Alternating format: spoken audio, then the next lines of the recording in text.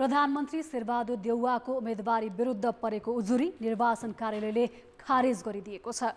कान्तिपुर समाचारमा आज विद्रोही उम्मेदवारलाई मनाउने दलहरूको कसरत, संक्रमितको संख्या बढ्दै गए पनि डेङ्गीको प्रकार पत्ता लगाउन सरकार अझै असफल, संस्कृतिविद सत्यमोहन जोशीको स्वास्थ्यमा सुधार अनि मूल्य घटाउन आनाकानी गर्दै आएको नेपाल आयल निगम 1.5 वर्षपछि नाफामा, अन्तर्राष्ट्रियमा तापक्रममा वृद्धिले पार्दै गरेको विश्वव्यापी प्रभाव र 9औं राष्ट्रिय खेलकुदको अपडेट लगायतका सामग्री हामीसँग छन्।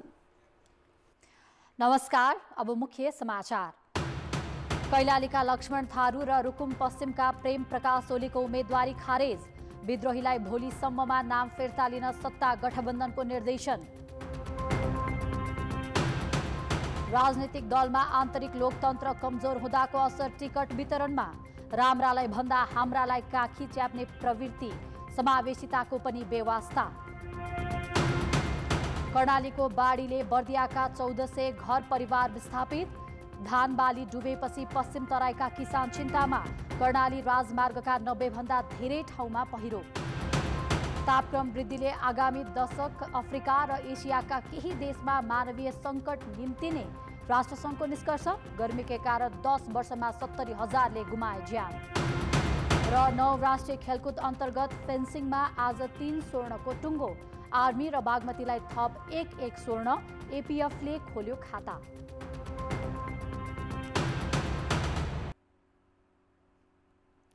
नेपाली कांग्रेसका सभापति एवं प्रधानमन्त्री शेरबहादुर देउवाको उम्मेदवारी विरुद्ध परेको उजुरी खारेज भएको छ। मुख्य निर्वाचन अधिकृतको कार्यालय डडेलधुरामा परेको उजुरीमाथि छानबिन गर्दै आयोगले प्रधानमन्त्री देउवाको उम्मेदवारी कायम गरेको हो। प्रधानमन्त्री देउवाको नागरिकता र मतदाता नामावलीमा जन्ममिति फरक भएको भन्दै निर्वाचन कार्यालय डडेलधुरामा हिजो उजुरी परेको थियो। डडेलधुराबाट प्रतिनिधि सभा सदस्यका लागि उम्मेद्वार बनेका नेपाली कांग्रेस बीपीका उम्मेद्वार कर्ण मल्लले देउवाको उम्मेदवारी विरुद्ध उजुरी दिएका थिए। निर्वाचन अधिकृतको कार्यालयले प्राविधिक त्रुटिका कारण मतदाता परिचय पत्रमा जन्ममिति फरक परेको जनाएको छ। यसैबीच कैलाली 5 बाट प्रतिनिधि सभाका उम्मेदवारी दर्ता गरेका लक्ष्मण चौधरी थारूको उम्मेदवारी दर्ता निर्वाचन अधिकृतको कार्यालयले खारेज गरेको छ। कैलालीको टिकापुर हत्याकाण्डमा थारूलाई अदालतले दोषी ठहर गरेको थियो। टिकापुर घटनाका अर्का दोषी रेशम चौधरीको उम्मेदवारीमाथि आयोगले छानबिन गरिरहेको छ। उनले बर्दिया 2 बाट उम्मेदवारी दिएका छन्। यस्तै नेपाली कांग्रेस प्रदेश सभा क्षेत्र नम्बर 2 रुकुम पश्चिमका उम्मेद्वार प्रेम प्रकाश ओलीको उम्मेदवारी खारेज भएको छ। ओली सरकारवादी फौजदारी बैंकिङ कसुरमा उच्च अदालत सुर्खेतबाट दोषी ठहर भई सजाय पाएका हुन्। बर्दिया 1 बाट प्रतिनिधि सभातर्फ सञ्जय गौतमको उम्मेदवारीलाई निर्वाचन अधिकृतको कार्यालयले आधिकारिकता दिएको छ। बर्दिया 1 मा कांग्रेसका अरुण प्रसाद सिंह राठौरले पनि उम्मेदवारी दर्ता गराएका थिए। चितवन 3 बाट प्रतिनिधि सभातर्फ उम्मेदवारी दिएका एमाले चितवनका अध्यक्ष रामप्रसाद न्यौपाने र नेपाली कांग्रेसका चितवन 1 बाट उम्मेदवारी दिएका विश्वनाथ पौडेलको उम्मेदवारी कायम भएको हो। पौडेल विरुद्ध कांग्रेसबाट बागी उम्मेदवारी दिएका राजेन्द्र बुर्लाकोटीले उजुरी दिएका थिए। सत्ता गठबन्धन दलले आधिकारिक उम्मेद्वारका विरुद्ध सहमति विपरीत चुनावी प्रतिस्पर्धामा उत्रेका नेता कार्यकर्तालाई भोलिसम्ममा नाम फिर्ता गर्न निर्देशन दिएका छन्। प्रधानमन्त्री निवास बालवाटारमा आज बसेको सत्ता गठबन्धनको बैठकले आधिकारिकता विरुद्ध मनोनयन गरेका आफ्ना उम्मेदवारलाई 26 गतेभित्र नाम फिर्ता लिन निर्देशन दिएको हो। उम्मेदवारी फिर्ता नलिए कारबाही गर्ने निर्णय नेपाली कांग्रेस, माओवादी केन्द्र, एकीकृत समाजवादी र राष्ट्रिय जनमोर्चाको बैठकले गरेको छ। विद्रोही उम्मेदवारले नाम फिर्ता नलिए पार्टीबाट निष्कासन गर्ने चेतावनी समेत 4 दलले दिएका छन्। यसैबीच सरकारबाट जनता समाजवादी पार्टी जसपाका मन्त्रीहरूलाई हटाउने बारे गठबन्धन बैठकमा छलफल भएको छ। नेताहरूले जसपाले नैतिक रूपमा सत्ता छाड्नु उपयुक्त हुने धारणा राखेका थिए। प्रधानमन्त्री देउवाले जसपाका मन्त्रीहरूलाई हटाउने विषयमा कानुनी परामर्श गरिरहेको जानकारी गराएका थिए। बारम्बार सत्तामा पुगेका मुख्य दलहरूमा आन्तरिक लोकतन्त्र समेत कमजोर छ। पार्टीभित्र तहगत सुझाव र नेतृत्वमा सामूहिक छलफल हुने परिपाटी हराउँदै जाँदा उम्मेदवार चयनमा व्यक्ति हावी भइरहेको देखिन्छ। फरक विचार राख्नेलाई पाखा लगाउने र राम्रालाई भन्दा हाम्रालाई काखी च्याप्ने प्रवृत्ति यो चुनावमा समेत दोहोरियो। एमालेका तल्ला कमिटीले सर्वसम्म सिफारिस गरेका पूर्व उपाध्यक्ष भीम रावल र पूर्व महासचिव घनश्याम भुसाललाई प्रतिनिधि सभामा टिकट दिएन। यी दुवै नवौं महाधिवेशनबाट सर्वाधिक मत ल्याएर पदाधिकारी जित्ने र ओलीको कार्यशैलीको कट्टर आलोचक थिए। त्यसो त पार्टी कमिटीमा छलफल गरेर उम्मेद्वार तय गर्ने पद्धति त्यागेर अध्यक्ष ओलीले नै टिकट वितरणको सर्वाधिकार आफैमा राखे। अनि पार्टीमा योगदान गरेका अनुहारलाई भन्दा नवप्रवेशी र आफ्नो गुणगान गाउनेलाई रोजी खोजी टिकट दिए। सत्ताको नेतृत्वकर्ता नेपाली काङ्ग्रेसको अवस्था पनि उस्तै रह्यो। पार्टी सभापति तथा प्रधानमन्त्री देउवाले टिकट वितरणमा 50% भन्दा धेरै सिटमा आफैले पकडमा राखे। उनले फौजदारी आरोप लागेका व्यक्तिलाई टिकट दिँदा पार्टीमा न छलफल भयो न त दोस्रो पंक्तिले विरोध नै गर्यो। बरु अब्बल र योग्य मानिएका कतिपयले टिकट नै पाएनन्। माओवादी केन्द्र र एकीकृत समाजवादीमा समेत टिकट दिँदा पार्टीमा छलफल भएन, नेतृत्वको आफू खुसी चल्यो। दलहरूमा आन्तरिक लोकतन्त्र नहुँदा आसे पासे पोस्ने प्रवृत्ति हावी भएको हो। कुनै नीति र विधिका आधारमा कोही पनि बाँधिनु पर्ने नैतिक बन्धनहरू जब भएनन् त्यसबेला पार्टी भनेको लोकतान्त्रिककरण नभइकन एउटा हुकुम तामेल गर्ने सक्ने स्थिति हो। आन्तरिक लोकतन्त्र कमजोर हुँदा दलहरूमा मापदण्ड, विधि र पद्धति मात्र बिग्रेको छैन, नेतृत्वले पार्टीको चुनावी संरचना नै फेरबदल गरे।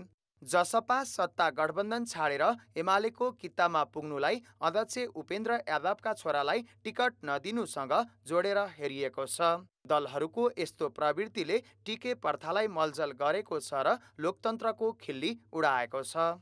हामीले आन्तरिक लोकतन्त्रका बारेमा चर्चा गर्दाखेरि यहाँनिर त्यो आम मानिसको चासोको विषयको हुँदाखेरि चाहिँ त्यो भएन कि भन्ने देखिँदो रहेछ। त्यो स्वाभाविक पनि हो। तर यसको पृष्ठभूमिमा के देखिँदो रहेछ भने दलहरूले जसरी आफ्नो आन्तरिक जीवनमा सङ्गठन निर्माणको क्रममा दलहरूले आफ्ना अधिवेशनहरूदेखि लिएर जिल्लादेखि केन्द्रीय स्तरसम्म नेतृत्व चयन गर्ने बेलामा जुन विधि अपनाएका थिए त्यसको एक प्रकृतिको रिफ्लेक्सन फेरि केन्द्रीय स्तरमा टिकट वितरण गर्ने बेलामा पनि देखियो। निर्वाचनमा उम्मेद्वार बन्नु वा चुनाव जित्नु मात्रै लोकतन्त्र होइन, यो त जनमतको सम्मान र राजनीतिक आचरणसँग पनि जोडिन्छ। किनभने संविधानले सङ्घीय संसदमा 33% सुनिश्चितता गर्दा दलहरूले प्रत्यक्षतर्फ जम्मा 9% महिलालाई उम्मेद्वार बनाए। यसले के देखाउँछ भने दलहरूमा समावेशी र समानुपातिक प्रतिनिधित्वको खास मर्मलाई आत्मसात गर्ने परिपाटी समेत छैन। घोषणा पत्र र भाषणमा लोकतन्त्रको कुरा गरेर नथाक्ने दल र नेतृत्वको यस्तो व्यवहारमा पार्टीका अरू तह समेत चुपचाप रहनु दुर्भाग्यपूर्ण हो। कान्तिपुर समाचारका लागि नेपालगञ्जबाट जे पाण्डे र क्यामेरामा श्याम श्रेष्ठका साथ बाबुराम तिमिल सिन्हा, काठमाडौँ। नेपालको संविधानले संसदमा समावेशी प्रतिनिधित्व सुनिश्चित गरेको छ, तर प्रमुख दलहरूले आगामी निर्वाचनको प्रत्यक्षतर्फ टिकट वितरण गर्दा समावेशितालाई पटक्कै ध्यान दिएका छैनन्। मङ्सिर 4 मा हुने प्रतिनिधि सभा र प्रदेशसभाको निर्वाचनमा दलहरूले प्रत्यक्षतर्फ महिला, आदिवासी जनजाति, मधेसी तथा दलित उम्मेद्वार कम बनाएका छन्। प्रत्यक्षतर्फका उम्मेद्वार समावेशी बनाउन कानुनले अनिवार्य नगरेकै कारण दलहरूले त्यसको व्यवस्था गरेका हुन्। त्यही कारण दलहरूले आफन्त र नजिकका व्यक्तिलाई प्राथमिकतामा राखेर उम्मेद्वार छानेका हुन्। नेकपा एमालेले 144 क्षेत्रमा उम्मेदवारी दर्ता गराउँदा 11 जना महिला राखेको छ। त्यस्तै उसले आदिवासी जनजातिका 24, मधेसी 18 र दलित 1 जनालाई उम्मेदवार बनाएको छ। नेपाली काङ्ग्रेसले 84 क्षेत्रमा उम्मेदवारी दिँदा महिला 5 जनालाई मात्र समेटेको छ। आदिवासी जनजाति 14 र मधेसी 21 जनालाई उम्मेदवार बनाएको काङ्ग्रेसले दलित समुदायबाट कसैलाई पनि आधिकारिक रूपमा समेटेको छैन। माओवादी केन्द्रले 48 सिटमा उम्मेदवारी दिँदा 7 जना महिला, 13 जना आदिवासी जनजाति, 7 जना मधेसी र 1 दलितलाई उम्मेदवार बनाएको छ। संविधानले सङ्घीय संसदमा 33% महिलाको प्रतिनिधित्व अनिवार्य गरेको छ। आदिवासी जनजाति 28%, मधेसी 15% र दलित 13% हुनुपर्ने व्यवस्था छ। तर प्रमुख दलहरू समानुपातिकबाट मात्र समावेशिताको कोटा पुर्याउनेतर्फ लागेको देखिन्छ। अब जनताको आवाज हामीले आज 7 प्रदेशमा सोधेका छौँ। उम्मेदवार चयनमा समावेशी दलित, महिला, जनजाति, अपाङ्ग प्रतिनिधित्वलाई बेवास्ता गर्नुलाई के भन्नुहुन्छ? जनताको आवाज। संविधानले परिकल्पना गर्यो तर दलहरूको विधानले चाहिँ त्यो कल्पना गर्न सकेन। आफन्तलाई अटाउनको लागि समावेशी नगरेको, पैसा जसको पासमा छ त्यसलाई टिकट पान्छ, जसको चाहिँ पहुँच बढी छ त्यही व्यक्तिले उम्मेदवारी पाउने चान्स चाहिँ बढी छ। राजनीतिमा इलाइट पर्सन र ठालुबारहरूको हाबी हुन्। पितृसत्तात्मक देश भएको कारणले खास गरी नेतृत्वमा भर पर्छ। पारिवारिक एउटा चाहिँ भागभण्डा मात्रै सीमित गरायो। दलहरूको अब चाहिँ आफ्नै पारा छ, आफै त चाहिँ सिट पाउन नसकेर चाहिँ के भने खोसाखोच भएर आफू नै उम्मेदवारी भइरहने प्रवृत्तिले पनि दलहरूले आफ्नो विधानहरूलाई समावेशी गराउन नसकेको कारणले नै नेतासँग सोर्स नभएको कारणले जसको गोजीमा पैसा धेरै छ उसको मात्रै राजनीतिक यात्रा चाहिँ अलिक परसम्म जान्छ। शक्तिको आधारमा यसलाई दुरुपयोग गरेको पाइन्छ। जातीयता नहेरेर, धर्म नहेरेर यिनीहरूले केवल नातागत तर पक्षपातको विषय लिएर मात्रै उनीहरूले मनदै दर्ता गराएको छन्। आसेपासेहरूलाई मात्रै चाहिँ टिकट वितरण गरेको देखिन्छ। गठबन्धनको कारणले सिट सीमित भएको कारणले गर्दामा महिलाहरूमा अलिकति चाहिँ नेतृत्व म गर्छु भनेर चाहिँ अघि सर्ने चाहिँ परिपाटी कम छ।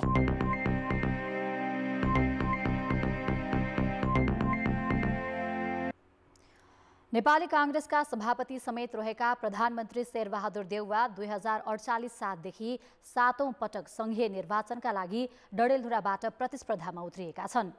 नेकपा माओवादी केन्द्र र नेकपा एकीकृत समाजवादीको साथ लिएर यसपटक देउवा चुनावमा होमिएका छन्। तर उनलाई आफ्नै पूर्व स्वकीय सचिव कर्णबहादुर मल्ल र सागर ढकालले चुनौती दिएका छन्। देउवालाई मल्ल र ढकालको उम्मेदवारीले केही अप्ठ्यारो पारेको छ। नेपाली कांग्रेसका सभापति शेरबहादुर देउवा 2048 सालदेखि डडेलधुराबाट निरन्तर निर्वाचित हुँदै आएका छन्। 2064मा कञ्चनपुरबाट र 70मा कैलालीबाट समेत उनी विजय भए। 6औं पटक प्रधानमन्त्री बन्ने लालसासहित 7औं पटक निर्वाचनमा होमिएका उनलाई यसपटक आफ्नै पूर्व स्वकीय सचिव कर्णबहादुर मल्लले चुनौती दिएका छन्। त्यति मात्र होइन, नयाँ पुस्ताले मुलुकको नेतृत्व लिनुपर्ने नाराका साथ सागर ढकालले दिएको उम्मेदवारले पनि देउवालाई केही असहज बनाएको छ। पञ्चायतको शासन त 30 वर्ष चलेको थियो, उहाँको शासन 33 वर्ष हामीले पर्ख्यौँ र त्यसलाई पर्च्यौँ पनि त्यो कारणले अब सम्भव हुन्न उमेरका दृष्टिकोणले पनि। अब उहाँलाई के प्रयोग गर्ने त अब र अर्को उहाँले जित्नै पर्ने कारण के छ त्यो प्रश्न सक्नुहुन्छ। प्रधानमन्त्री हुनका लागि प्रधानमन्त्री 10 पटि भए पनि भूतपूर्व हुनुहुन्थ्यो, 5 पटि भइसक्नुभयो त प्रधानमन्त्री। हाम्रो पुस्ताले नै मात्रै विकास गर्न सक्छ कि त्यसको लागि हामीले 160 वर्षको पनि सबै ग्राफहरू हेरेका छौँ र 50-60 वर्ष पनि हामीले सोच्दाखेरि चाहिँ अब चाहिँ हाम्रो युवा पुस्तालाई चाहिँ नजगाइकन यो देश चाहिँ विकास हुँदैन भन्ने हिसाबले युवालाई जगाउनको लागि।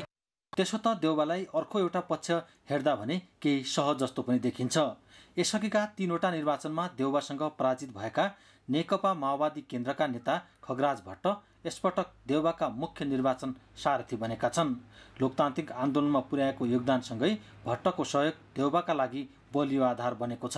विगतका दिनको जुन परिस्थिति छ त्योभन्दा पनि गौरवमय इतिहास बनाएर अहिले डडेलधुरा जिल्लाबाट शेरबहादुर देउवा चुनाव जित्नुहुन्छ। उहाँको निकटतम प्रतिद्वन्दी एउटै मोर्चामा भएपछि त सायद जितको लागि केही तर बाँकी रह्यो जस्तो लाग्दैन मलाई। 2074 सालको निर्वाचनमा सुदूरपश्चिम प्रदेशमा नेपाली कांग्रेसको अवस्था कमजोर रहँदा पनि देउवाले जितेका थिए। त्यसमाथि प्रधानमन्त्री समेत रहेका र तत्काल निर्णय गर्न सक्ने क्षमता भएका कारणले उनी आन्तरिक विवाद समेत मिलाएर आफ्नो पक्षमा माहौल सिर्जना गर्न सक्ने विश्लेषक बताउँछन्। जनमानसहरूमा चाहिँ उहाँप्रतिको एउटा आत्मीयता छ, राष्ट्रिय व्यक्तित्व, केही विकास निर्माण गर्न सक्ने खालको व्यक्तित्व भएदाखेरि उहाँले चाहिँ इतिहास चाहिँ यसपालि पनि उहाँकै पक्षमा छ जस्तो मलाई लाग्छ। त्यसो त देउवाले 2048 सालदेखि चुनावी नारा परिवर्तन गर्न सकेका छैनन्। यसलाई मतदाताले सहज रूपमा नलिएकाले देउवाले निर्वाचनको माहौल आफ्नो पक्षमा पारिहाल्न भने ढुक्क हुने अवस्था छैन। कान्तिपुर समाचारका लागि वरुण पुनेरू, डडेलधुरा। उम्मेदवार चयनमा असन्तुष्टि जनाउँदै पार्टी परित्याग गर्ने क्रम नेपाली कांग्रेस र नेकपा एमालेमा बढेको छ। केही ठाउँमा स्वतन्त्र उम्मेदवारी समेत परेको छ। दलहरूमा बढ्दो असन्तुष्टि भुसको आगो झै फैलिएको छ। अनरासाब्यू केन्द्रीय उपाध्यक्ष भइसकेका एमाले प्रदेश 1 सचिवालय सदस्य रामकुमार बस्नेतले उम्मेद्वार चयनमा असन्तुष्टि जनाउँदै पार्टी परित्याग गरेका छन्। उनीसँगै प्रदेश कमिटीका अन्य सदस्यले पनि पार्टी छाडेका छन्। प्रदेश कमिटी सदस्य डिलिराम शर्मा अधिकारीले स्वतन्त्र उम्मेदवारी दिएका छन्। अर्का प्रदेश कमिटी सदस्य राजेन्द्र प्रसाद पौडेल र एमालेकी निवर्तमान प्रदेश सभा सदस्य बसन्ती देवी यादवले हाम्रो नेपाली पार्टीबाट उम्मेदवारी दिएका छन्। एमाले जिल्ला सचिव रूपेश खतिवडा र जिल्ला सचिवालय सदस्य मेघराज कट्टेलले पनि राजीनामा दिएका छन्। जब कुनै विधि पद्धति र प्रक्रिया बेगार चाहिँ नि तल उम्मेदवारीहरूको पछाडि गरिन्छ भने त्यो चिजबाट म अलग हुनु नै मैले चाहिँ उपयुक्त ठाने। उम्मेदवारी चयनमै असन्तुष्टि जनाउँदै नेपाली काङ्ग्रेस 1 नम्बर प्रदेश समिति सदस्य जनार्दन राम निरौलाले नेपाली काङ्ग्रेस बीपीबाट मोरङ 6 खबाट र सोही क्षेत्रमा अर्का प्रदेश समिति सदस्य गोपाल प्रसाद रेग्मीले स्वतन्त्रबाट उम्मेदवारी दिएका छन्। नेपाली काङ्ग्रेसमा राजीनामा गर्ने लहर कम देखिए पनि असन्तुष्टि बढ्दो छ। राजनीतिलाई एउटा सेवा भावले नभएर व्यापारीकरण गरेर व्यापार गर्ने र देशलाई चाहिँ एउटा चाहिँ विकृत बनाउने जो सुरु भएको छ यसलाई चाहिँ अन्त्य गर्नको लागि कसै न कसैले आँट गर्नुपर्थ्यो र यो मैले एउटा आँट गरेर एउटा विद्रोहको रूपमा एउटा झिल्कोको रूपमा मैले सुरु गरेको छु। मोरङ 4 को ख र 6 को ख जनता समाजवादी पार्टीलाई दिने सहमति विपरीत नेकपा एमाले दुवै क्षेत्रमा उम्मेदवारी दिएको छ। नेताहरू एकले अर्कालाई धोका दिएको आरोप लगाएका छन्। खमाथि यसलाई मलाई गर्ने भन्ने कुरो आम रूपमा एक खालको सहमति सल्लाह छलफल भएर लगभग टुङ्गेको स्थिति पनि बन्या हो। तर एकाएक यो निर्णय यसरी आएको हुनाले अब हामी आफै पनि अन्डेल छौँ। एमाले भनेको विश्वास गर्न लायकको पार्टी नै होइन। यसलाई कुनै पनि हालतमा कहिले पनि विश्वास नगर्नु, यो कहिले पनि सुध्रिनेवाला होइन भनेर भन्ने अवस्थाहरू नआओस्। दलहरूमा झाँगिदो व्यक्तिवादी चरित्र र अलोकतान्त्रिक क्रियाकलापले तल्ला तहमा खट्ने इमान्दार कार्यकर्तामा निराशा बढेको छ। सहमतिप्रति इमान्दार नहुँदा गठबन्धन बीच पनि तिक्तता बढेको छ। यसले निर्वाचन परिणाम फरक पार्ने निश्चित छ। कान्तिपुर समाचारका लागि क्यामेरामा सम्मु पोखरेलका साथ सुशीला पाठक र महाप्रसाद खतिवडा, विराटनगर, मोरङ। समाचारमा पुनः स्वागत छ। प्रधानमन्त्री शेरबहादुर देउवाले गैर आवासीय नेपालीले सहज रूपमा लगानी गर्न र त्यसको प्रतिफल लिन सक्ने वातावरण तयार पार्न सरकार प्रतिबद्ध रहेको बताएका छन्। गैर आवासीय नेपाली सङ्घ NRNA स्थापना दिवसका अवसरमा आज काठमाडौँमा आयोजित कार्यक्रममा प्रधानमन्त्री देउवाले विदेशमा बस्ने नेपालीको लगानीलाई मुलुकको विकासमा लगाउनु पर्नेमा जोड दिए। त्यसका लागि नीतिगत तथा कानुनी सुधार गर्न सरकार लागि परेको उनको भनाइ थियो। गैर आवासीय नेपालीको सहज रूपमा लगानी गर्न सक्ने, लगानीको प्रतिफल उपभोग गर्न सक्ने वातावरण निर्माण गर्न सरकार प्रतिबद्ध रहेको कुरा म यहाँहरूलाई जानकारी गराउन चाहन्छु। सङ्घका पूर्व अध्यक्ष जीवा लामिछानेले आफूहरूले उठाउँदै आएका मुद्दालाई नेपाल सरकारले सम्बोधन गर्न सुरु गरेको भन्दै त्यसको कार्यान्वयनका लागि विश्वका सबै नेपाली एकजुट हुनुपर्ने बताए। संस्थापक अध्यक्ष उपेन्द्र महतोले मुलुक समृद्ध हुने खालको योगदान दिनुपर्नेमा जोड दिए।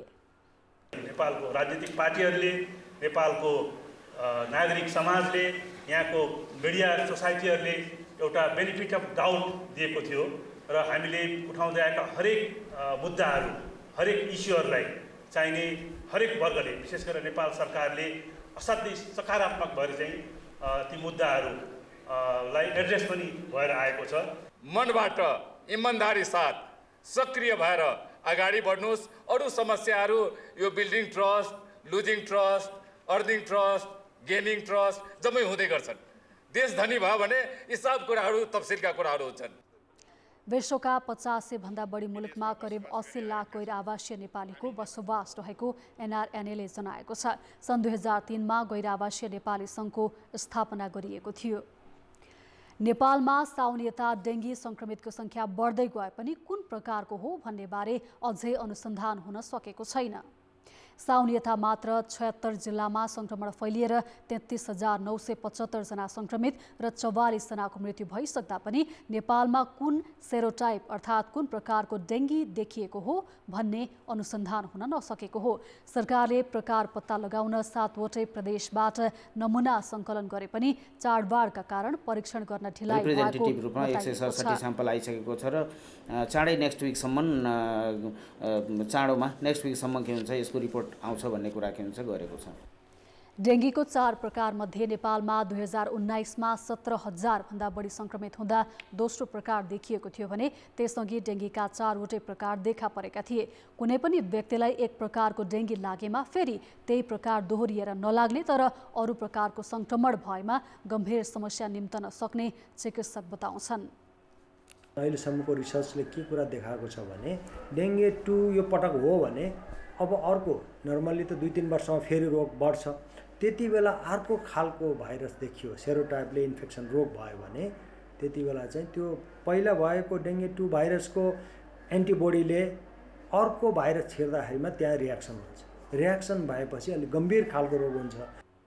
अघिल्लो हप्ताको तुलनामा यो हप्ता डेङ्गी संक्रमणको संख्या केही घटेको देखिए पनि पछिल्लो समय भएको वर्षाका कारण जोखिम कायमै रहेको इपिडेमियोलोजी तथा रोग नियन्त्रण महाशाखाको भनाइ छ। अब जनमतको अन्तिम परिणाम। जनमतमा हिजो हाम्रो प्रश्न थियो, राजनीतिक दलहरूले आफ्नो सिद्धान्त किन भुलेका होलान्? ए वैचारिक विचलन, बी सत्तामा पुग्ने दाउ र सी नेतृत्वको असफलता। जनमतको अन्तिम परिणाम यस्तो छ, ए वैचारिक विचलनमा 19%, बी सत्तामा पुग्ने दाउमा 67% र सी नेतृत्वको असफलतामा 14%। अब आजको प्रश्न।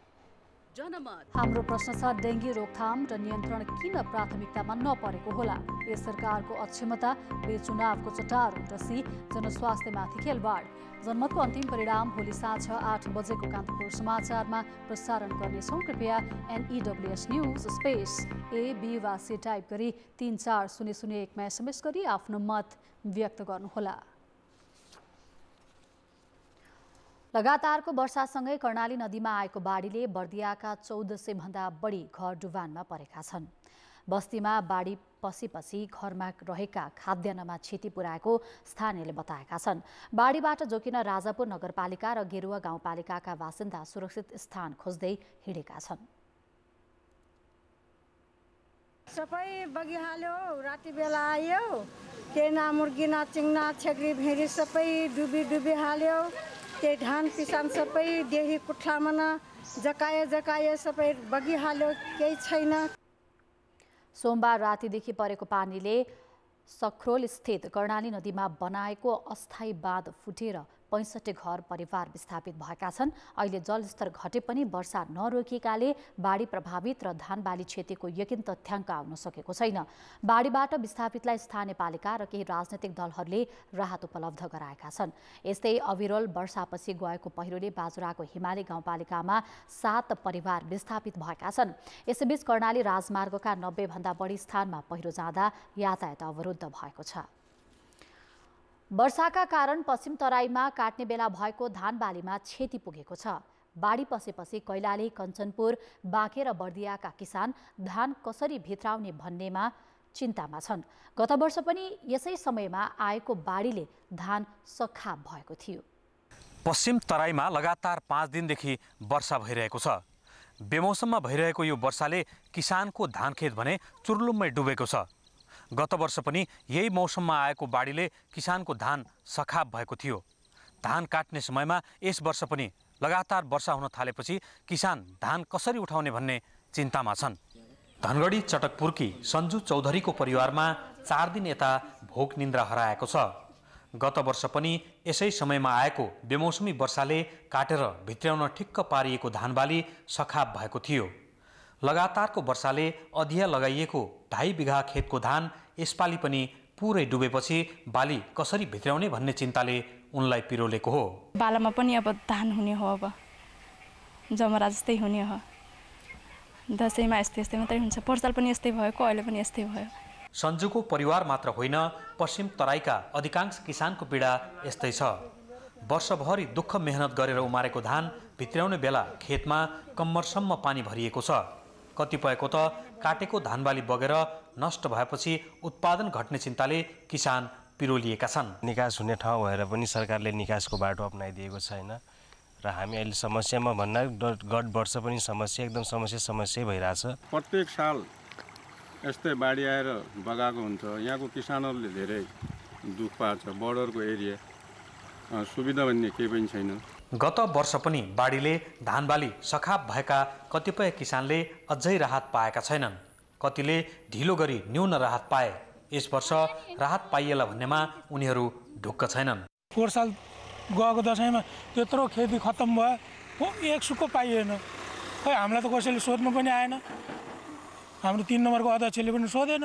खाने चामलहरू पनि छैन भने त्यसको डाटाहरू सङ्कलन गर्ने, लिने र स्वयं त्यो बस्तीबाट नै छलफल गरेर जसको छैन त्यहाँ राहत उपलब्ध गराउने भन्ने कुरा पनि भएको छ।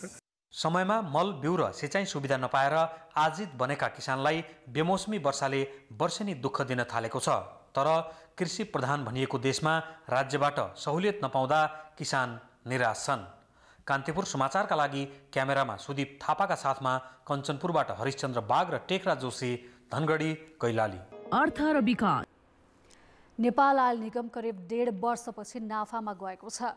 भारतीय आयल कर्पोरेसनले पछिल्लो पटक पठाएको मूल्य सूची अनुसार निगमलाई 15 दिनमा 1 अर्ब 15 करोड रुपियाँ नाफा हुने देखिन्छ। गत भदौ 16 पछि 2 पटक मूल्य समायोजन भएर आए पनि निगमले नयाँ सूची सार्वजनिक गरेको छैन। अहिले पनि 50 अर्ब दायित्व रहेको निगम बताउँछ, जसमा भारतीय आयल कर्पोरेसनलाई तिर्नुपर्ने बक्यौता 16 अर्ब र त्यसको ब्याज तथा चालु महिनाको तिर्नुपर्ने 24 अर्ब छ।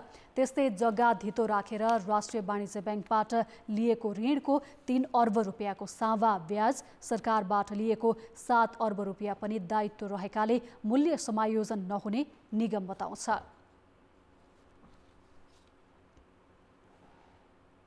पन्ध्र दिनमा 1 अर्ब चान्सुन चाहिँ पैसा चाहिँ हामीलाई प्रफिट हुने जस्तो देखिएको छ निगमलाई। त्यो भनेको त के हो, निगमको दायित्व नै यति धेरै छ। मैले यहाँलाई जुन अघि मात्रै भने 40 अर्ब रुपियाँ जति त हामीले तिर्नै पर्ने जस्तो देखिएको छ अहिलेसम्म, होइन? अब त्यो सबै चिजको कुराहरू हेर्दाखेरि चाहिँ यो भनेको एउटा साङ्केतिक रूपमा चाहिँ प्लसमा गयो निगम भन्ने कुरा मात्रै हो, होइन? समग्रताको कुरा गर्नु छ भने त अझै पनि हामी घाटैमै छौँ, घाटैकै व्यापार चलिरहेछ। अन्तर्राष्ट्रिय बजारमा कच्चा तेलको मूल्य पुनः उकालो लागेको कारण देखाउँदै निगमले नयाँ मूल्य सूची सार्वजनिक गरेको छैन। अहिले खाना पकाउने ग्यास बाहेक सबैमा नाफा छ। निगम नाफा कमाउने ध्यान नलाग्दा उपभोक्ता मारमा परेका छन्। कति गाह्रो छ नि, 80-82 रुपियाँ लिटरमा 200 पुग्यो, 200 भने 180-82 रुपियाँ पेट्रोल छ। अब पेसेन्जरसँग गयो, ए हजुर पेट्रोल बढेको छ, यसो दिइसो न हजुर, यसो 5-10 रुपियाँ थप 250 रुपियाँ थप, किन चलाउने गाडी भन्नुहुन्छ ट्याक्सी चढ्ने मान्छेहरूले। अब हाम्रो त बाध्यता यो। निर्वाचन अगाडि आएछ अनि किन घटाउँछ भने उसले त्यो निर्वाचनमा खर्च गर्नु परेन। गत भदौ 16 गते निगमले डिजेल र मट्टीतेलमा प्रति लिटर 6 रुपियाँ बढाएको थियो।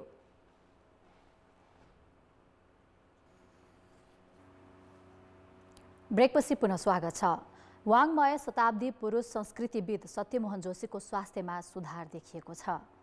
डेङ्गी संक्रमणका कारण स्वास्थ्य अवस्था कमजोर हुँदै गएपछि किस्ट मेडिकल कलेजको सघन उपचार कक्षमा उपचार गराइरहेका जोशीको स्वास्थ्यमा आज सुधार देखिएको अस्पतालले जनाएको छ। किस्ट मेडिकल कलेजका निर्देशक डाक्टर सुरज बज्रचार्यले जोशीलाई दिँदै आएको अक्सिजनको मात्रा घटाइएको जानकारी दिए। आज बिहानको राउन्ड र अहिलेको अवस्थामा उहाँको स्वास्थ्यमा केही सुधार भएको र अरू पारामिटरहरू सबै स्थिर भएको हुनाले हामी थोरै चाहिँ उत्साहित छौँ र उहाँको यसरी नै सुधार भयो भने केही समयमा नि हामी आइसियुबाट उहाँलाई वार्डमा ट्रान्सफर गर्न त सक्ने अवस्था आउँछ भन्ने कुरा म आशावादी छु। मोटो र प्रोस्टेटको पहिले समस्या देखेका 103 वर्षीय जोशीलाई कमजोरी महसुस भएपछि असोज 7 गते अस्पताल भर्ना गरिएको थियो। बोलाउँदाखेरि चाहिँ रेस्पोन्स गर्नुभयो, आँखा खुल्नुभयो, हिजो त आँखा खुल्नु हुने थियो, रेस्पोन्स पनि त्यत्तिको हो कि होइन जस्तो मात्र थियो। विभिन्न क्षेत्रबाट संस्कृतिविद जोशीको स्वास्थ्य लाभको कामना गरिँदै आएको छ। त्रिभुवन विश्वविद्यालयले थापाथली इन्जिनियरिङ क्याम्पसलाई भूकम्पीय अनुसन्धान केन्द्रका रूपमा विकास गर्ने भएको छ। स्वदेशमै भूकम्प सम्बन्धी विज्ञ जनशक्ति उत्पादन गर्ने उद्देश्यले त्रिवी इन्जिनियरिङ अध्ययन संस्थानले क्याम्पसलाई अध्ययन अनुसन्धान केन्द्रको रूपमा विकास गर्न लागेको हो।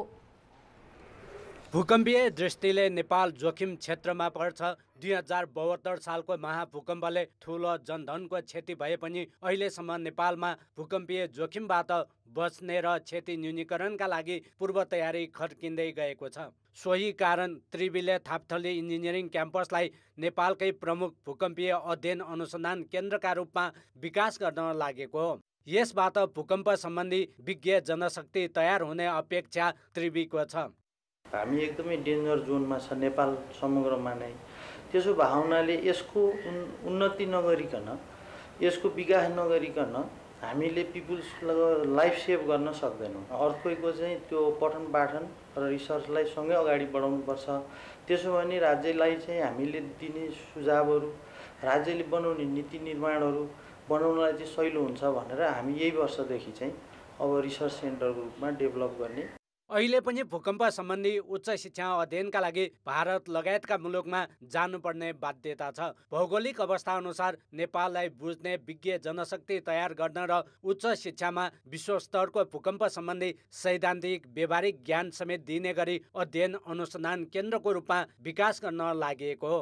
यसका लागि पूर्वाधार बनिसकेको छ भने प्रयोगशालाका लागि सामान आउने क्रममा छ। अर्थक्वेककै एक्सपर्ट बनाउनु पर्यो भनेर हामीले यो थापथली क्याम्पसमा चाहिँ मास्टर्स प्रोग्राम खोलेको। यसलाई चाहिँ अहिले इन्जिनियर अनुसार थापथली क्याम्पसलाई चाहिँ मास्टर्सको पढाइ पनि गर्ने, यहाँ पछि भविष्यमा सेन्टर पनि खोल्ने, centre for earthquake engineering and research भनेर अरू विश्वविद्यालयहरूसँग हामी यसको लागि चाहिँ सहकारी गर्दैछौँ। अटोमोबाइल र मेकानिकल इन्जिनियरिङ लगायत 10वटा शैक्षिक कार्यक्रम सञ्चालनमा रहेको क्याम्पसलाई भूकम्प सम्बन्धी अध्ययन अनुसन्धान केन्द्र बनाउन इन्डियन इन्स्टिच्युट अफ टेक्नोलोजीसँग सम्झौता समेत भइसकेको छ। पूर्वाधारहरू भूकम्प मैत्री बनाउन र भूकम्पबारे उच्च तहमा अध्ययन अनुसन्धान हुन सके मात्र भूकम्पीय जोखिम न्यूनीकरणमा उपलब्धि हासिल गर्न सकिन्छ। कान्तिपुर समाचारका लागि क्यामेरामा राजेन्द्र महर्जनका साथ नारायण किलम्बु, काठमाडौँ। खेलकुद समाचार। कान्तिपुर खेलकुद समाचारमा स्वागत छ। विभागीय त्रिभुवन आर्मी क्लबकी रमाकुमारी सिंहले 9औं राष्ट्रिय खेलकुद अन्तर्गत फेन्सिङमा स्वर्ण जितेकी छिन्। फेन्सिङमा आर्मीको यो दोस्रो स्वर्ण हो। पोखरा रङ्गशालामा सिनियर महिलातर्फ फोइलको फाइनलमा रमाकुमारीले एपीएफकी मनिषा राईलाई पराजित गरिन्। एपीएफकी मन्दिरा थापा र अनिता अधिकारीले कांस्य जिते। आर्मीले हिजो फेन्सिङमा 1 स्वर्ण जितेको थियो। पहिलो दिन इपीतर्फ आर्मीकी इन्दिरा पौडेलले स्वर्ण हात पारेकी थिइन्। पुरुष सिनियरको साबेरमा एपीएफका राजेन्द्र गजुरेलले स्वर्ण जिते। यो सँगै 9औंमा एपीएफले स्वर्णको खाता खोल्यो। उनले आर्मीका उपेन्द्र शाहीलाई पराजित गरे। आर्मीका रघुबहादुर चन्द र एपीएफका खेमराज खत्री तेस्रो भए। बागमतीका ओमकार सिंहले इपीतर्फ स्वर्ण जिते। फेन्सिङमा बागमतीको यो दोस्रो स्वर्ण हो। हिजो पहिलो दिन बागमतीकी शिक्षा नापितले व्यक्तिगत विधातर्फ पहिलो स्वर्ण जितेकी थिइन्। आर्मीका राम थापाले रजत जित्दा आर्मीकै मीन कार्की र गण्डकीका विजय अधिकारीले कांस्य जिते। फेन्सिङ सुरु भएको पहिलो दिन हिजो 3 र दोस्रो दिन आज समान 3 स्वर्णको छिनोफानो भएको हो। विभागीय टोली एपीएफले 9औं राष्ट्रिय खेलकुद अन्तर्गत महिला क्रिकेटमा विजयी सुरुवात गरेको छ। एपीएफले बागमती प्रदेशलाई 4 विकेटले पराजित गर्यो। पोखरा क्रिकेट मैदानमा टस जितेर एपीएफले फिल्डिङ रोज्यो। पहिले ब्याटिङ गरेको बागमतीले निर्धारित 20 ओभरमा 7 विकेट गुमाएर 89 रन बनाउन सक्यो। 2 खेलाडीले मात्र दोहोरो अङ्कको स्कोर बनाएको इनिङ्समा कप्तान अस्मिना कर्मचारी र सुमन खतिवडाले समान 19 रन बनाए। ओपनर द्वय अस्मिता खरेल 6 र कञ्चन श्रेष्ठ 2 रनमा आउट भए। बिन्दा कटुवाल र आरती बिडारीले 7-7 रन बनाए। हेलिसा गुरुङले 5, एलिसा माझाकोटीले 1 र सोनी पाखरिनले नट आउट 3 रन मात्र बनाउन सके। इन्दु वर्मा, रेखा रावल र नेरी थापाले 1-1 विकेट लिए। 90 रनको लक्ष्य एपीएफले 19 ओभर 1 बलमा 6 विकेट गुमाउँदै पुरा गर्यो। रमा थापाले सर्वाधिक 22 रन जोडिन्। कप्तान सीता राणा मगर र नेरी थापाले समान 16 रन बनाए। ममता चौधरीले 17 रन जोडिन्। इन्दु वर्मा 5 र ज्योति पाण्डे 1 रनमा पेभिलियन फर्किए। सरिता मगरले खाता खोल्न सकेनन्। सोनी पाखरिन र सुमन खतिवडाले 2-2 विकेट लिए पनि बागमतीलाई जिताउन भने सकेनन्। प्रतियोगितामा एपीएफको यो पहिलो जित हो भने बागमतीको पहिलो हार। पहिलो खेलमा बागमतीले सुदूरपश्चिमलाई 8 विकेटले पराजित गरेको थियो। आजै भएको दोस्रो खेलमा सुदूरपश्चिम प्रदेशले आयोजक गण्डकीलाई 6 विकेटले हराउँदै पहिलो जित हात पार्यो। टस हारेर ब्याटिङको निम्तो पाएको गण्डकीले निर्धारित 20 ओभरमा 5 विकेटको क्षतिमा 59 रन बनायो। कप्तान सृष्टि जैसीले सर्वाधिक 28 रन जोडिन्। ऋतु कनोजियाले 2 विकेट हात पारिन्। 60 रनको लक्ष्य सुदूरपश्चिमले 10 ओभर 2 बलमा मात्र 4 विकेट गुमाएर पुरा गर्यो। बलिङमा उत्कृष्ट प्रदर्शन गरेकी ऋतुले ब्याटिङतर्फ 22 रन जोडिन्। स्नेहा महराले 21 रन बनाइन्। गण्डकीकी शिला छेत्रीले 2 विकेट हात पारिन्। नेपालमा महिला फुटबल प्रतियोगिता निकै कम हुन्छन्। अखिल नेपाल फुटबल सङ्घ एन्फाले गर्ने राष्ट्रिय लिग पनि हुने नहुने टुङ्गो रहँदैन। असोज 28 देखि 9औं राष्ट्रिय खेलकुद प्रतियोगिता आयोजना हुँदैछ। यस अन्तर्गत हुने महिला फुटबल प्रदेशका टिमलाई आफ्नो क्षमता देखाउने राम्रो प्लेटफर्म बनेको छ। 9 राष्ट्रिय खेलकुदलाई मध्यनजर गर्दै बागमती प्रदेशले 1 महिना अघिदेखि नै खेलाडी छनौट थालेको थियो। प्रदेशले महिला फुटबल प्रतियोगिताका लागि क्याम्प पनि राख्यो। बागमतीका 5 खेलाडीले उमेर समूहका अन्तर्राष्ट्रिय प्रतियोगितामा नेपालको प्रतिनिधित्व गरिसकेका छन्। उनीहरूको औसत उमेर 20 वर्षको छ। तर सिक्ने क्षमता राम्रो भएकाले अपेक्षा गर्ने ठाउँ धेरै रहेको प्रशिक्षक बताउँछन्। सबभन्दा पहिला राउन्ड लिगबाट हामी चाहिँ क्वालिफाइड हुनु पर्यो। त्यसैको लागि हामी मेहनत गरिरहेको छौँ अहिले, होइन? अब खेलाडीहरूले पनि राम्रो मेहनत गरेको छ। हामीले जुन टार्गेट बनाएको चाहिँ इन्डिभिजुअल प्लेयर त राम्रो छ, हाम्रो टिमवर्कमा प्रब्लम हो। त्यो टिमवर्कलाई हामीले चाहिँ स्ट्रङ बनाउँदै ल्याइरहेको छौँ। प्रदेशले खेलाडीलाई दैनिक 2000 पारिश्रमिक दिने व्यवस्था मिलाएको छ। यो त्यति ठुलो रकम नभए पनि प्रतियोगिता नहुँदा प्राप्त रकमले राहत मिलेको खेलाडीहरू बताउँछन्। क्षमतावान खेलाडीको आगमन भइराख्दा प्रदेशले पनि दीर्घकालीन योजना बनाउनु पर्ने देखिन्छ। एलाउन्सहरू दिने भएको भएर पैसाहरू चाहिँ त्यसमै तारिरहेको छ अहिलेसम्म। डाइट पनि दिन्छ यहीबाट अनि सजिलो भएको छ। पहिलाको भन्दा एकदमै राम्रो गेम खेलेर चाहिँ चुनौती दिएर चाहिँ गेम जित्ने टार्गेटहरू बनाउँदैछ। यो टिमलाई अहिले सर्ट पिरियडमा त केही पनि छैन, होइन? राज्यले जस्तो प्रदेशले भने अनुरूप यिनीहरूलाई चाहिँ पछिसम्म पनि प्रिजर्भेसन गर्ने हो भने चाहिँ लङ टर्म चाहिँ योजना बनाउँछु। बागमती बाहेक अन्य प्रदेशले पनि आफ्ना खेलाडीलाई एक्सपोजर दिन थालेका छन्। आगामी असोज 27 गतेबाट हुने प्रतियोगितामा प्रदेशका टिमहरू विभागीय टिमको चुनौती पन्छाउने लक्ष्यमा हुनेछन्। कान्तिपुर समाचारका लागि क्यामेरामा मुरारी खेम्रीका साथ खेलकुद ब्युरोको रिपोर्ट। कर्णाली प्रदेशले 9औं राष्ट्रिय खेलकुद प्रतियोगिताको ह्यान्डबलमा महिलातर्फ पहिलो जित दर्ता गरेको छ। समूह बीमा रहेको कर्णालीले मध्य प्रदेशलाई 11-7ले पराजित गरेको हो। पोखरा रङ्गशाला स्थित बहुउद्देश्य कवर्ड हलमा कर्णालीको जितमा अञ्जली शाही र सङ्गीता सिंहले समान 5-5 गोल गरे। जितसँगै कर्णालीले पहिलो 3 अङ्क जोड्यो। हिजो भएको खेलमा कर्णालीलाई प्रदेश 1ले 26-4ले पराजित गरेको थियो। मध्य प्रदेशको भने लगातार यो दोस्रो हार हो। मधेस पहिलो खेलमा विभागीय नेपाल आर्मीसँग 2-46ले पराजित भएको थियो।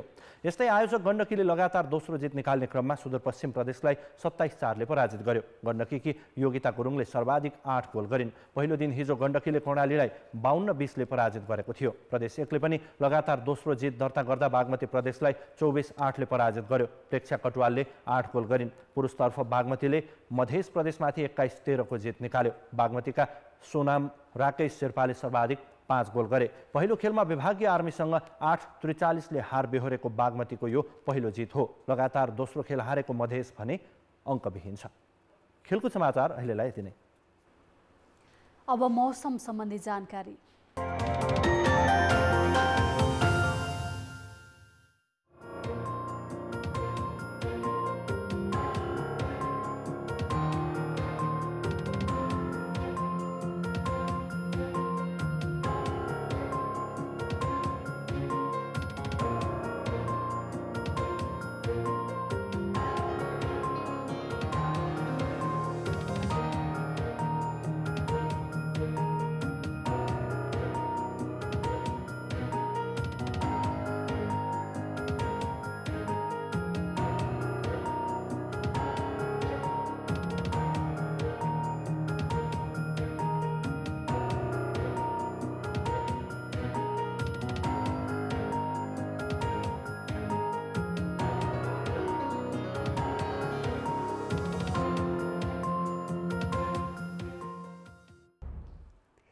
कान्तिपुर समाचार अहिलेलाई सकियो। कान्तिपुर टेलिभिजन हेर्दै गर्नुहोला। नमस्ते।